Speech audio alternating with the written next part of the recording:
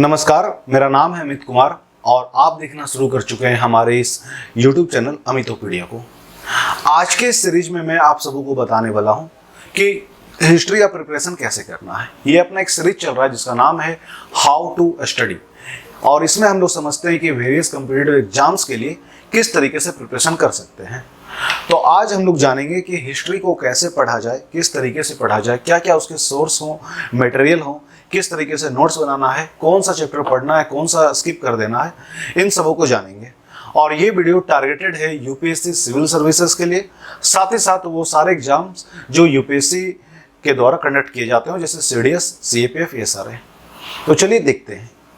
तो how to study history का सबसे पहला बात कि हिस्ट्री में है क्या क्या जो हमें पढ़ना है। तो गाइज, हमें यहाँ पर पढ़ना है, वेट ए मिनट मैं आपको बता रहा हूँ। हाँ, हमें यहाँ पर जानना है सबसे पहले तो एंशिएंट। जब हम लोग एंशिएंट का बात करते हैं तो उसके लिए सबसे बेस्ट है कि आप आर एस शर्मा की बुक ले लो, है ना। आर एस शर्मा की बुक ले लो, वो सबसे बेस्ट होगा आपके लिए एंशिएंट में। देखो, ये आर एस, वैसे तो तमिलनाडु बोर्ड का पढ़ो, ओल्ड एनसीईआरटी पढ़ो, ये भी लोग बोलते हैं, बहुत सारे न्यू एनसीईआरटी भी बोलते हैं, लेकिन मुद्दा ये है कि इजीली अवेलेबल नहीं है, पहली बात। दूसरी बात, ओल्ड एनसीईआरटी में जितना कुछ था वो सब आर एस शर्मा लिखे थे। आर एस शर्मा की बुक आज मार्केट में अवेलेबल है, किस किस नाम से? तो ऑक्सफोर्ड प्रेस के द्वारा एक आता है, एक ब्लैक स्वाइन के थ्रू आता है, तो उनमें से कोई भी सा भी आप ले सकते हो। सिंपल आप बोलना कि आर एस शर्मा का एंशिएंट इंडिया हिस्ट्री सबसे बेस्ट बुक है ये एंशिएंट इंडिया के लिए। देन आफ्टर हम लोग बात करेंगे मेडाइवल। मेडाइवल में आप सतीश चंद्रा देख लो, ब्लैक स्वाइन पब्लिकेशन का ये मिल जाएगा आपको। फ्रीडम स्ट्रगल यानी मॉडर्न इंडिया हिस्ट्री के लिए आप स्पेक्ट्रम पढ़ो, लेकिन यहाँ पर बात समझना, यहाँ पर मैंने फ्रीडम स्ट्रगल लिखा है, मैंने मॉडर्न इंडिया हिस्ट्री नहीं लिखा, क्योंकि बंधु मॉडर्न इंडिया हिस्ट्री नहीं पूछा जाता है। यूपीएससी को मतलब है फ्रीडम स्ट्रगल से, मॉडर्न से कुछ खास लेना देना नहीं है, क्योंकि मॉडर्न मतलब 1857 के रिवोल्ट के पहले से लेकर के, यानी आप बोल सकते हो कि जहां पर वो आप औरंगजेब मरा, यानी मराठाओं के स्टार्टिंग से लेकर के इंटायर इंडिपेंडेंस तक मॉडर्न इंडिया हिस्ट्री कहलाता है। लेकिन यूपीएससी को मतलब किससे? यूपीएससी को मलाई से मतलब है, और मलाई कहाँ मिलता है? वो मिलता है फ्रीडम स्ट्रगल में। तो आपको फ्रीडम स्ट्रगल देखना है, यानी 1857 के रिवोल्ट से लेकर के 1947 में जो देश आजाद हुआ तब तक का कहानी। ये तीनों तो आप सारे एग्जाम्स में आ जाएंगे, लेकिन अगर आप सपोज्ड तैयारी कर रहे हो यूपीएससी सिविल सर्विसेज की, तो आपको पोस्ट इंडिपेंडेंस में दिमाग लगाना होगा। आप तैयारी कर रहे हो सीडीएस, सीएपीएफ की, तो उसमें भी गा बेगा इस तरह से सवाल पूछ दिए जाते हैं आज़ादी के बाद भारत से, इन सभी टॉपिक से पूछ दिए जाते हैं।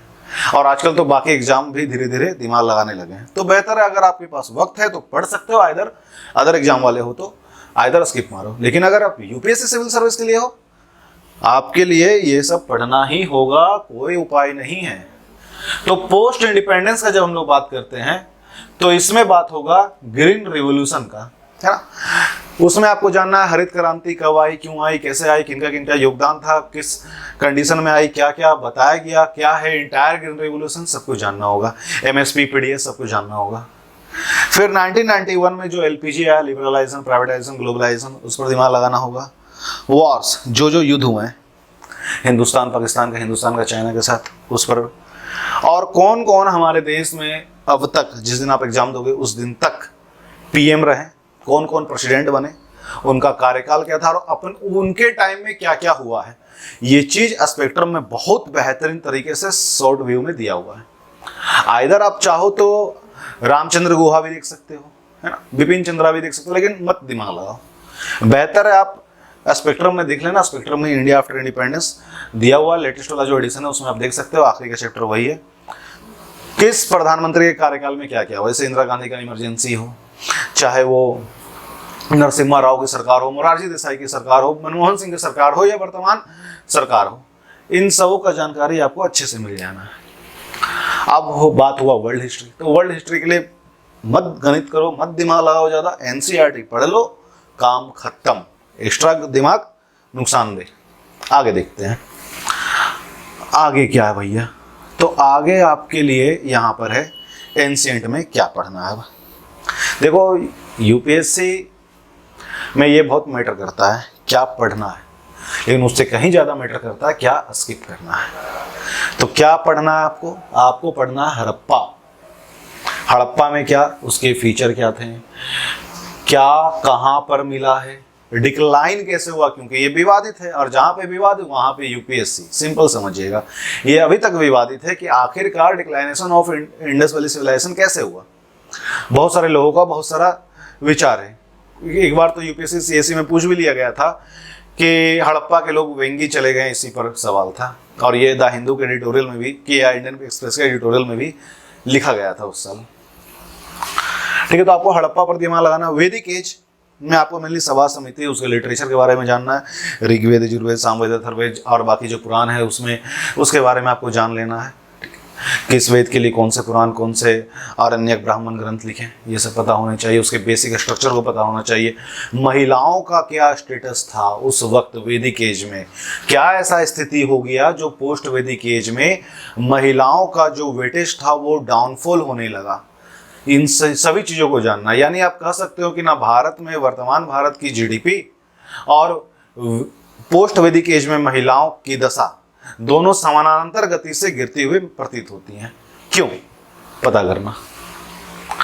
दूसरा आपको जानना है बौद्धिस्ट और जैनिज्म के बारे में। बौद्ध धर्म क्या है, कैसे बना, क्या फाउंडर, क्या फिलोसफी, उसके जो 4 महाव्रत हैं, फिर बौद्ध ग्रंथ, बौद्ध धर्म के जो स्लोगन है ना, जैसे बुद्धम शरणम गच्छामि, धम्मम शरणम गच्छामि, संघम शरणम गच्छामि, ये सब क्या है, कैसे, इन सभी चीज़ों पर दिमाग लगाना, आपको पढ़ना है, एनालिसिस करना है। साथ ही साथ जैन धर्म भी, कौन से पिलर में कौन सा फिलोसफी है, किस बौद्ध मीटिंग जो हुआ या जैन मीटिंग हुआ या उनका जो टाइम पीरियड था उसे किस राजा ने कितना सपोर्ट किया, कौन सा ट्रेवलर इस धर्म के रिगार्डिंग स्पेशल है और क्या क्या इकट्ठा करके ले गया या क्या किया, वो कौन कौन से काउंसिल किस टाइम पीरियड में बनी, उस वक्त कौन राजा था, कहाँ का, किन के एरिया में बना, किस राजा का योगदान था, कौन राजा विरोध किया, जैसे कि सुंग, उसने क्या किया, बौद्धों को मारना पीटना शुरू किया, बाहर से भगाना शुरू कर दिया, पुष्यमित्र सुंग जैसे। फिर किस जगह पर कौन सा मोन्यूमेंट्स है, उस मोन्यूमेंट्स के फीचर क्या हैं, इन सभी चीज़ों पर आपको मेनली फोकस करना है। देन आफ्टर मौर्यंस, बहुत इंपॉर्टेंट है। इनफैक्ट आप देखो ये जो जीएसटी है अशोक का देन है। अशोक क्या बोले थे, 1 nation, 1 tax, 1 language, 1 literature, 1 law, 1 economic system, 1 taxation. GST में भी बोलता 1 नेशन 1 टैक्स, वहीं से लिया गया। तो ये मौर्यंस है ना, उनके बारे में आपको जानना है, कौन कौन से युद्ध जीते, कौन कौन सी पॉलिसी लगाएं, उनके द्वारा आर्किटेक्चर, जैसे मौर्यों का किला कहाँ, भाई बचा नहीं लेकिन वर्तमान में है, सम्राट अशोक का महल था कुम्हरहारा, पटना के बाजू में पाटलिपुत्रा नाम से रेलवे स्टेशन है, उसके बाजू में कुम्हरहारा पार्क है, वहाँ पर आप अवशेष देख सकते हो। तो ये सब चीज़ आपको डिटेल्स में जानने होंगे। दूसरा, चंद्रगुप्त मौर्य, बिंदुसार, अशोक के पिलर और उसके मैसेजेस क्या है वो, साथ ही साथ ग्रीक, उसके बाद फॉरेन ट्रेवलर्स, केव, आर्किटेक्ट और बुक ऑथर, ये सारे कौन से किताब, कौन से ग्रंथ कौन लिखे हैं। इग्नोर क्या करना है, बिंबिसार, अजातशत्रु, उदयन में भी पढ़ सकते हैं आप। तो मेनली जो हिस्ट्री और इवोल्यूशन ऑफ कॉन्स्टिट्यूशन है वो आप लक्ष्मीकांत में पढ़ लो, बेटर रहेगा। फ्रीडम स्ट्रगल लक्ष्मीकांत में बेटर रहेगा ये सारी चीज़। दूसरा, अंग्रेजों के रिस्पॉन्स में क्या जाता है, जैसे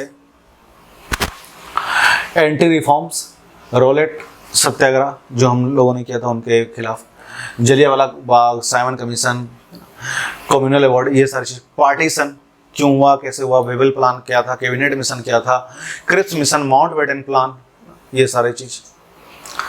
अब बात आता कल्चर का, आर्ट एंड कल्चर। हिस्ट्री में आर्ट एंड कल्चर बहुत इंपॉर्टेंट रोल लेने लगा। तो या तो आप उसके लिए NIOS पढ़ लो, जो करंट में चल रहा है मेनली वो देखो, करंट में क्या चल रहा है, आर्ट एंड कल्चर से रिलेटेड कोई मसला हुआ, किसी साइट से, किसी लोकेशन से रिलेटेड कोई भी वैसा घटना हुआ, वो देख सकते हो। और उसे, उस साइट को, उस लोकेशन को अच्छे से समझने का सबसे अच्छा तरीका है कि नितिन सिंघानिया की बुक आती है आर्ट एंड कल्चर की, आप पढ़ सकते हो। मैंने पढ़ा है, बहुत बेहतरीन किताब है, आप उसे देख सकते हो। मिडाइवल में मेनली आपको धर्म के बारे में जानना है, आर्किटेक्चर के बारे में, जैसे सूफी, भक्ति, सिख, ये सारी चीज़। आपके मन में सवाल आता होगा कि ना मिडाइवल से सवाल कम क्यों पूछे जाते हैं। अब क्या है भाई, ज़्यादातर मार काट, लड़ाई झगड़ा, ये युद्ध वो युद्ध, दिस डेट, मतलब प्रोडक्टिविटी कम और एग्रेसिवनेस अधिक। इसी कारण से मे भी, जैसा कि मेरा पॉइंट ऑफ व्यू, मे भी इसी कारण से यूपीएससी ने मिड लेवल से पूछना कम कर दिया हो। तो गाइज अभी तक मैं आपको समझ में आ चुका होगा कि हिस्ट्री में क्या क्या बेसिक है, क्या क्या आपको पढ़ना है, कैसे पढ़ना है। ये जो सारा मैंने बताया ये सारे एग्जाम्स के लिए आपको एप्लीकेबल है, चाहे वो आप यूपीएससी सिविल सर्विस दो, चाहे आप सीडीएस दो, एफकेट दो, एसएससी दो, रेलवे दो।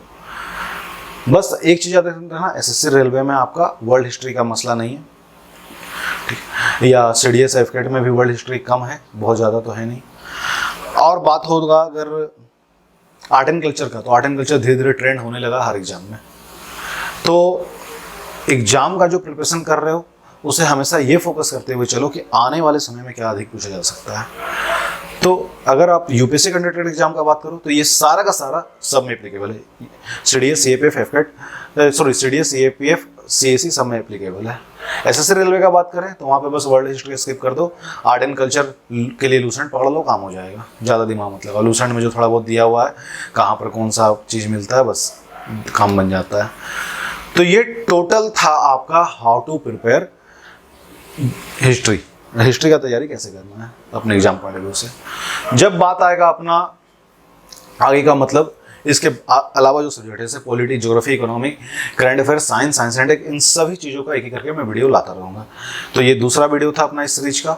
एक वीडियो पहले ही हमारे चैनल पर आ चुका है, how to prepare current affair, how to read newspaper, और ये फिर आगे का वीडियो। तो इस तरीके से एक पूरा सीरीज कंप्लीट होगा।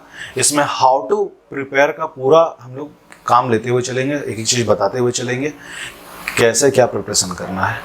तो उम्मीद है आप सबको वीडियो बहुत अच्छा लगा हो। वीडियो अच्छा लगा हो तो लाइक शेयर सब्सक्राइब जरूर से कीजिएगा। मिलते हैं अपने नेक्स्ट वीडियो में, तब तक के लिए जय हिंद, जय भारत, वंदे मातरम।